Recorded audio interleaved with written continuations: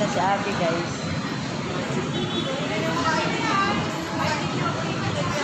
Tara, sakay na ka. Tara, yan na lang. Dere. Suran.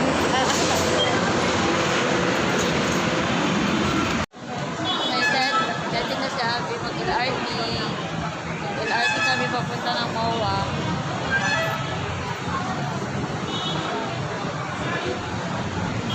Ayan eh. Pasakay ng Antimil daw, tutlo yan. Pero MRT to, LRT mo na ito. Sa may kalena na nila. Parehara, pero ang ruta lang.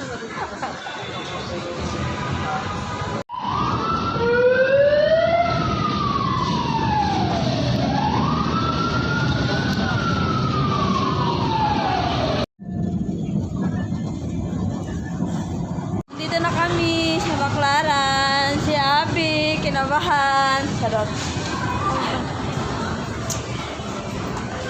Saan tayo sasakay? Hindi na pipili. E-bike. Ano lang? Wala. Ha? Mga 50? 5-0? Doon naman. 5-0? O 1-5? Dito na naman kami sa MOA after Luneta. Ano masasabi mo, Abby? Naka-experience ka ng LRT? No more.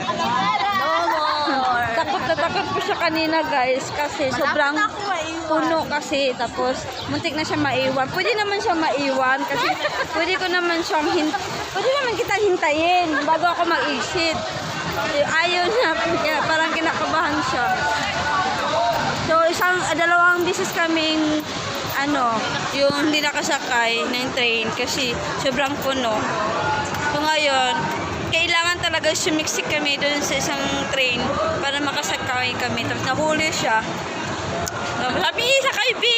Pwede ko mamaya na lang. Pwede ko naman kita hintayin doon pag-exit. Hindi mo sinabi. Kita ko na po. Ngayon, MOA na naman kami, guys. Mamaya uwi na kami ng Bulacan. Papasok po kami dito. Di dyan ako. Nanonood ako kay Kim Chuyun. Pero ito na. Oo, kasi hindi ako nakapasok. Pero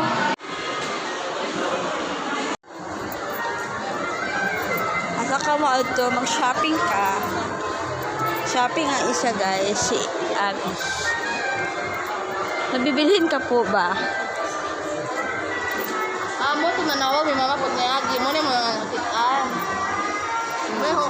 Mani Sa mo nakitaan? na lagi mo sa gawas. Nani dai pa sa mawa di ay.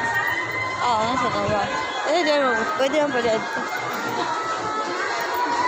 Dito ka mo. Artista dyan. Mahal. Oo, parang sakit. Sayang na natadiri.